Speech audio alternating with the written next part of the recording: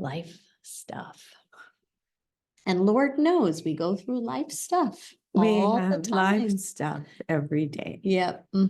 And we have high moments and we have low moments. And we were talking this week, Mom, about the weather. You know, the weather comes in and it goes out, and it can look stormy and it can look like it's going to storm, but it doesn't. And it can look like cloudy and then the sun comes through and we get rainbows when it rains. So, you know, we don't want to stop life just because the weather gets rough. We don't want to not do the things that we need to do for ourselves just because, you know, the weather's not going to look good for the day. You know, let's still make the plans and let's still do the things that we need, and life is calling us to show up for. So, you know, I actually drew a card. This was last week at the new moon, and the card I chose was, oh, it's been up. I was not happy to see this card. Let me just tell you. Chaos. New moon, chaos. And yeah, this month of May for me has not been easy. It has been challenging. It has had many, many high points and many, many low points. Feels like I'm on a little bit of a roller coaster. And the chaos card speaks to that there's two ways that change happens. Change happens in a void, meaning there's nothing happening, but also change happens when things get really like riled up and chaotic. And it's through those two moments where we experience the biggest amount of change.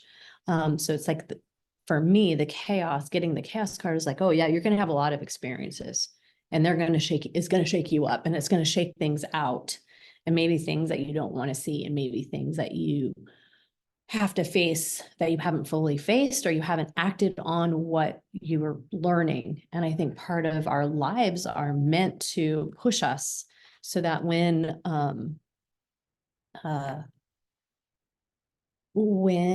you aren't connected and taking what you're learning from life and internalizing it and understanding what it is you're supposed to do with that. That's when we resist change, when we put it off, you know, because there's other things that we have to do. When we make excuses, then it seems like it gets louder, and it seems like the troubles get more intensive. So then we have to face it. We have no choice but to face it. So the chaos point is way different than what it is when you have a lacuna, when you have a moment of void where you're like, nothing is happening. And I just am filling time up, which I feel like I've also had those kind of moments in the last year too. So I'm in chaos, not just because I picked the card, but because I feel it. I feel, especially up until like the first week of May, up until I got this card, and then like feeling like things are kind of shifting a little bit. It wasn't that Mom was chaos. It's just that the things underneath the surface are chaos. You know, when Mom's here, it's like the best thing ever. I want to keep her. I want to keep her as long as possible next to me. She's the best thing ever. But I get to see her in July, and we've had lots of good times together, and we've gone lots of adventures together. Yes. And yeah, so I can go into personal details about this, but I don't think I'm ready so much to share about the personal details. I mean, Mom knows to a certain extent. I don't really share much until I feel like I need to. But chaos means not to act. And sometimes when we meet with chaos, we kind of react really quick to it, and we make a mountain out of a molehill, which we're both good at doing that, aren't we, Mom? Yes.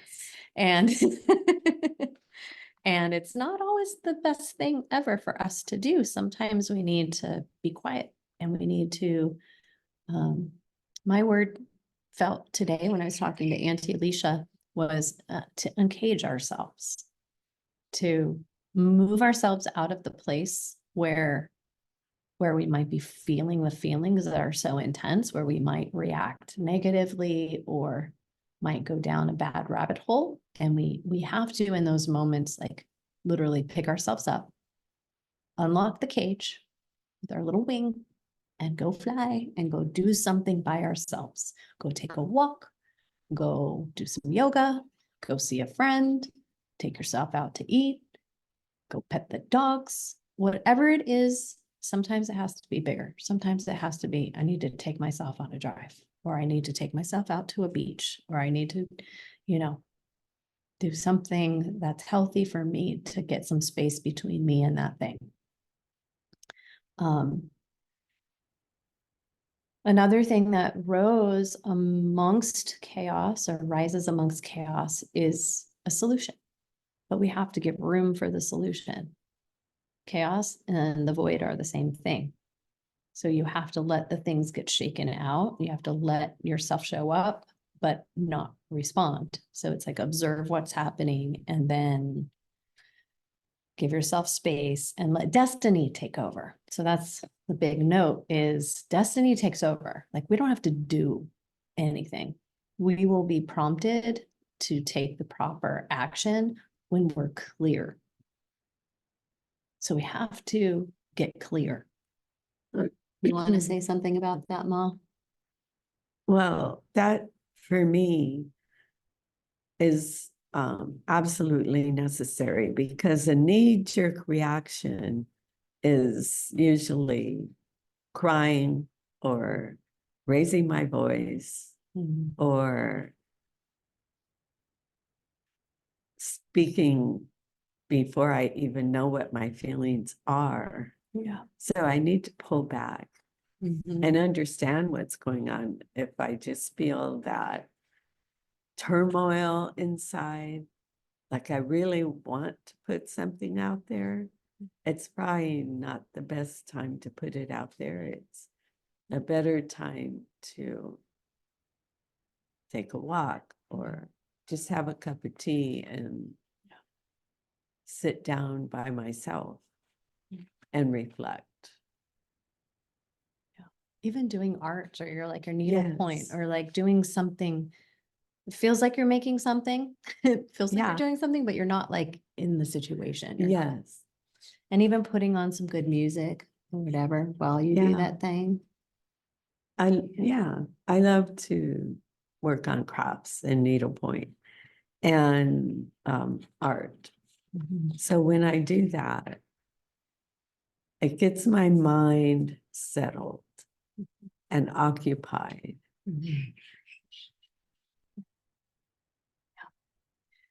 So then meditation is the remedy. Focus. Yeah. And meditation could be dharana, it could be dhyana, dharana, pratyahara, right? Which is withdrawing your senses.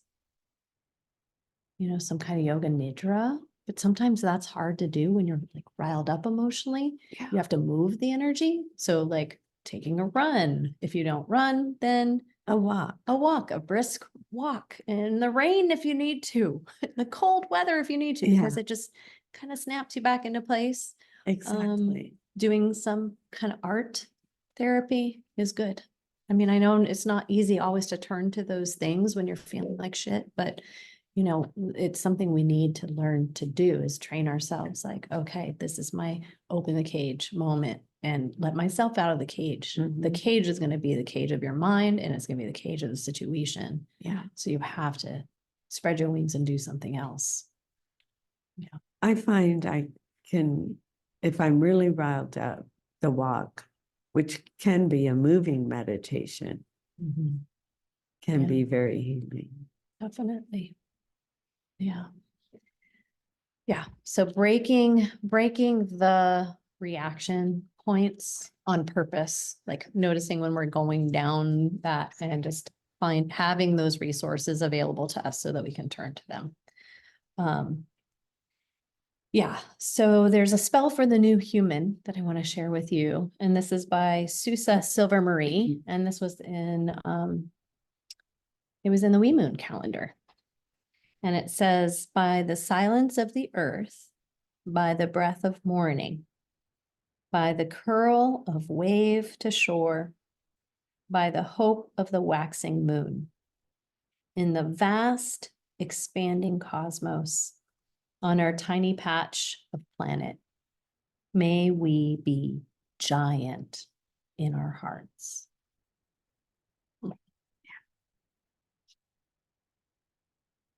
All right. So my final nudge this week was feeling pretty fucked up myself. And that took me over the edge so that I could approach my healing differently than I had been. And sometimes approaching healing takes that kind of crisis point to where you have to do what you need to do for yourself, even if that means spending the money, doing that thing, changing it up, saying like, oh, I'm very clear that this is not working. And what am I going to do about it? Because I can only do these things for myself. And then that's a huge ownership of your life, and that you are the creator of your life. And we need to take ownership of our lives in that way so that, so that when we see what's happening on the outer world, you're part of that always. You're part of every little situation in the outer world. You're not separate from all that. You create a vibration. You are acting on it. You are projecting things out on other people, and you're also doing things. You're driving, you're shopping, you're working, you're relating, you're sharing a meal. All those things, you are bringing a vibration to that thing that you're doing. So you have to clear your vessel. You have to clean yourself. So when there's chaos outside, it usually is a reflection of the chaos that you are carrying with you. And so it takes some deep inquiry to uncover it, but it especially takes even deeper facing your demons and, kind of opening the jaw of, having the courage to open the jaws of the lion. I think of that tarot card, strength card, to be peaceful in the chaos and know that I need to heal myself. I need to face those demons, and they're mine to face if I want to change my life. And I do. So your inquiry questions for this particular, this was, I think, last week's inquiry questions are, what is security to you?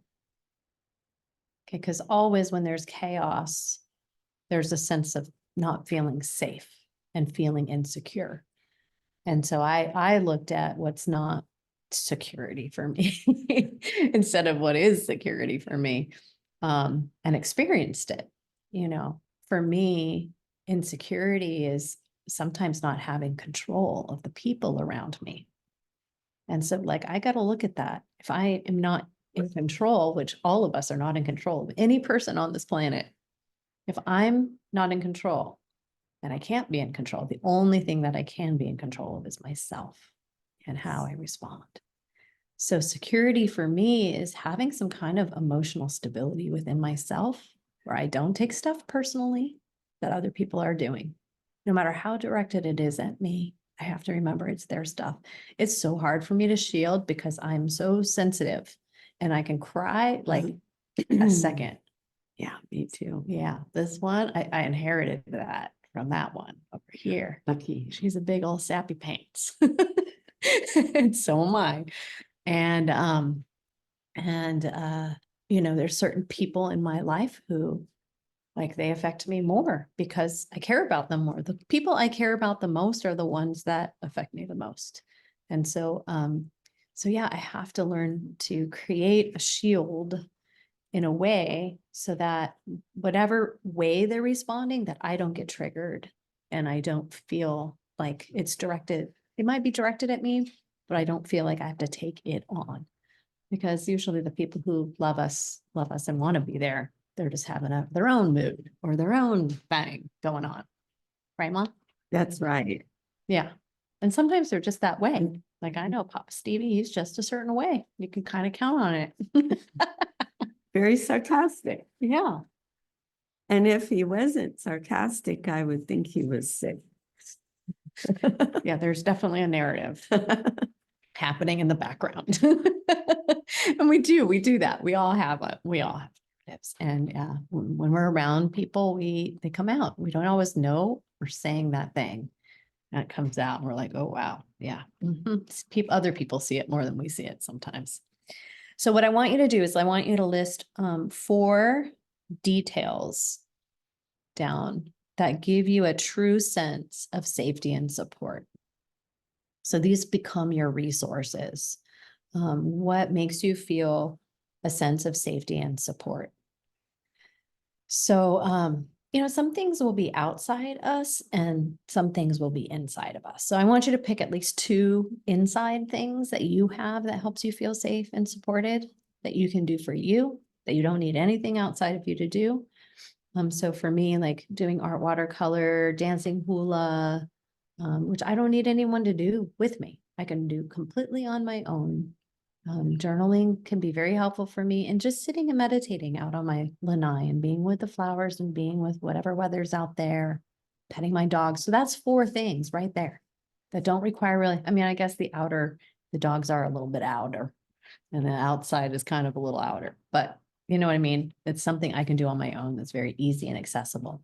And then also what gives me safety and support in my life are my friends and my mom. I can always turn and say, hey, Mom, I got this crazy day I need to share, and warn her in advance before I go off on whatever tangent I'm going on. And, we can be there for each other. Yeah. And I have friends like that too, where I can kind of let my guard down. And sometimes I don't have to spill all the beans. Sometimes it's just sitting with a friend and having a meal or being still together and just chit-chatting about something that could be nothing, but it helps to move the energy. What I'm referring to is the things that build our own self-esteem and self-resource. Yeah. So this might be repetitive of things we've talked about in the past for those of you who've been listening to our conversations over the course of the last 3 years at Syzygy, but I really feel like this is big stuff. This is where it all comes together. And then the next thing that I wanted to talk about is from this week's topic, and it is about goodwill and universal love. And we were just listening to,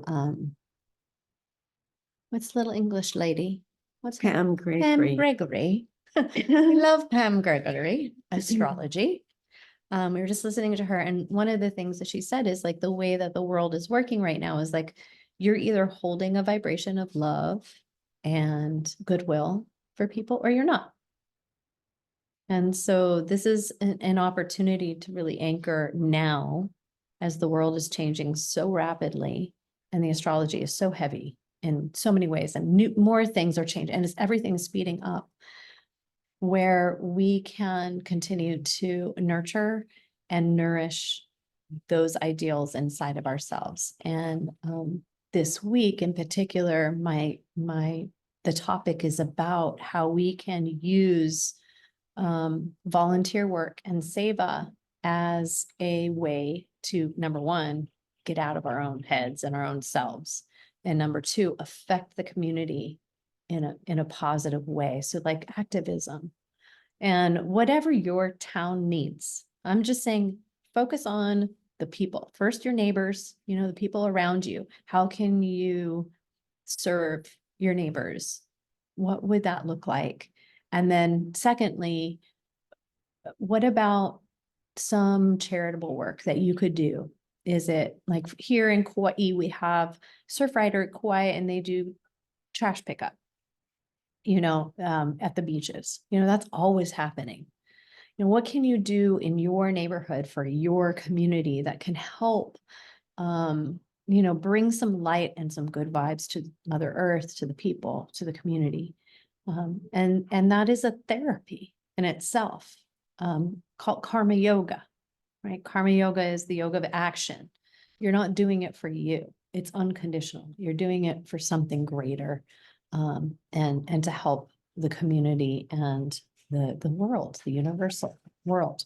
So altruism is the word of this week. And I have the guides told me I was supposed to read The Giving Tree by Shel Silverstein because it's one of my all-time favorite books that I used to read the kids. And it made me like, I got the image of like the tree. And so I pulled up the story and I'm just going to read it to you. I wish I had the book at the moment, but I don't have it. I'm sure the kids had it at one time. So it goes like this. Once there was a tree, and she loved a little boy. And every day the boy would come and he would gather her leaves and make them into crowns and play king of the forest. He would climb up her trunk and swing from her branches and eat apples. And they would play hide and go seek. And when he was tired, he would sleep in her shade. And the boy loved the tree very much, and the tree was happy. But time went by, and the boy grew older, and the tree was often alone. Then one day the boy came to the tree, and the tree said, "Come, boy, come and climb up my trunk and swing from my branches and eat apples and play in my shade and be happy." "I am too big to climb and play," said the boy. "I want to buy things and have fun. I want some money." "I'm sorry," said the tree, "but I have no money. I have only leaves and apples. Take my apples, boy, and sell them in the city. Then you will have money and you will be happy." And so the boy climbed up the tree and gathered her apples and carried them away, and the tree was happy.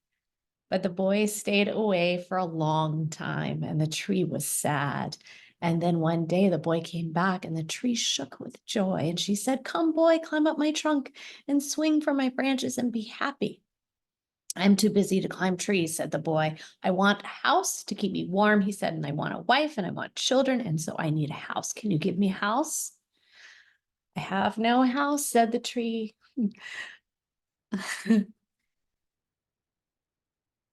"The forest is my house, but you can cut off my branches and build a house, and then you will be happy."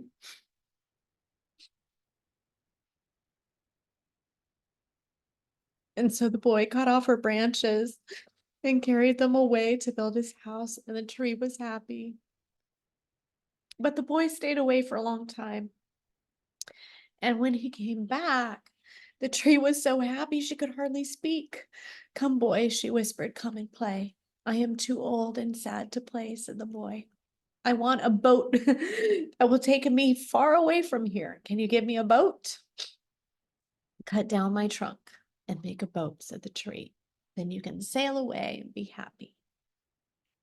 And so the boy cut down her trunk and made a boat and sailed away. And the tree was happy. But not really.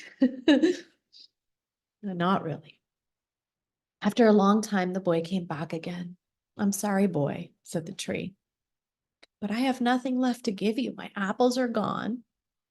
"My teeth are too weak for the apples," said the boy. "My branches are gone," said the tree. You cannot swing on them. I'm too old to swing on branches," said the boy. "My trunk is gone," said the tree. "You cannot climb." "I am too tired to climb," said the boy. "I'm sorry," sighed the tree. "I wish that I could give you something, but I have nothing left. I'm just an old stump. I'm sorry." "I don't need very much now," said the boy. "Just a quiet place to sit and rest. I am very tired." "Well," said the tree, straightening herself up as much as she could. "Well, an old stump is good for sitting and resting. Come, boy, sit down. Sit down and rest." And the boy did, and the tree was happy. It's a deep one, huh? Yeah. Yeah. So yeah, we're always running and always dreaming about the next thing, you know? Yeah. And we always end up back to where we started, you know? And yeah, Giving Tree is saying, you give what you have. Yeah. You give what you have. Also, it's kind of a metaphor, I think, for the universe. Yeah, say more of that, Ma. Yeah. Well, the universe always gives us, oftentimes we get what we want, but we need to be careful what we ask for. Yeah. Because sometimes we get what we want and it's not the best thing for us. It's not really what we need. It's not Yeah. what we need. Yeah. So Yeah. it's just something to think about. Yeah, I'm all, Can't talk anymore like me. I was I know, choke up. I've got a runny nose Freaking over lip. that one. Yeah. Yeah. Yeah. Yeah. It's powerful to Yeah. give our lives to destiny more than trying to always direct our energy. And I feel like, I'm gonna turn 50 in a month, less than a month. And, you get to 50, I'm having my Chiron returns, wounded healer returns in my chart. And, you kind of feel as if you've efforted so much to this point and your body does feel tired. Your mind feels tired. It's like, how much more do we have to do this?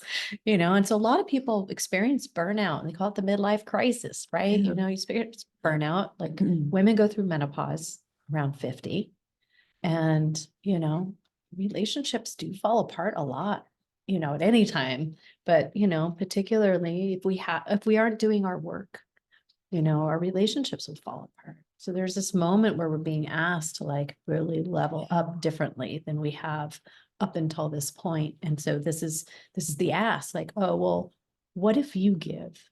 What if you just give and you don't need anything in return? You just, part of your, what do you call it? Tithing, your 10% in your life, 10% of your energy, like give it out, give it away. Yeah. There's a saying, I don't know if you saw it. It's something like, when I was young, I set out to change the world. Now I'm older and I'm going to change myself. Each one of us, we change the world by changing ourselves.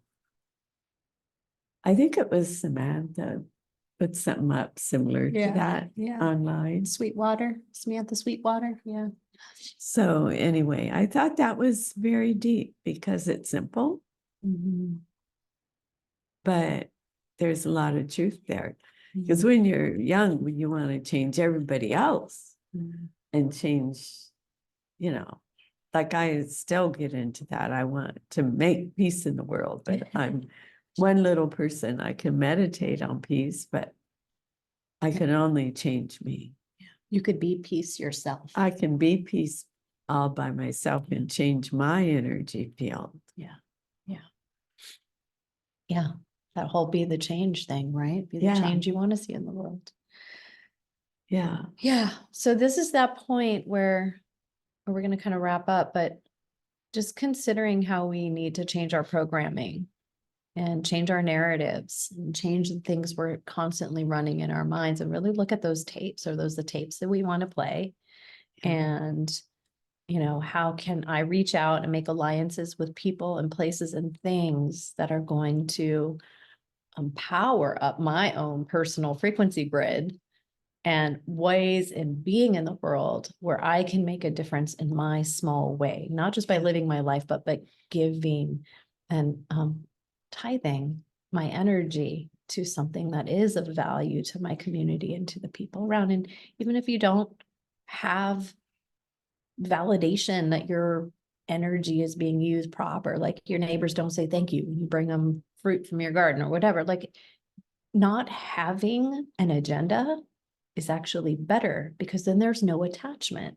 Yeah. We want to learn to do things from our hearts without needing anything in return back. And that is a practice and it takes time, especially if we're not used to doing it. It takes time. So having a part of your life,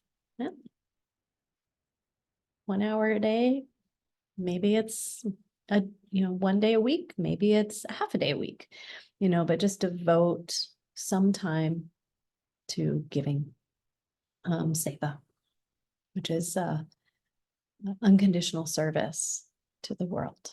Yeah. And then community activism. And then hopefully just by doing that, negative thoughts will begin to diminish, and old behaviors that you want to release, old thinking patterns you want to release, begin to release from your field. It's a healing practice. Yeah, so that's could be your contribution to the new earth that we're creating. And yeah. So we're going to end with the action that's happening right now today is, or in this week, I think, for Saturday it says. So 28 degrees Taurus, which is the point where Uranus and Taurus is meeting with Jupiter. It's and Venus, big conjunction. So I thought about the Hermetic law, which I learned when I was taking channeling classes and Reiki classes with my cousin Diane. So the Hermetic law, there's many of them. The one that came to mind is called as above, so below.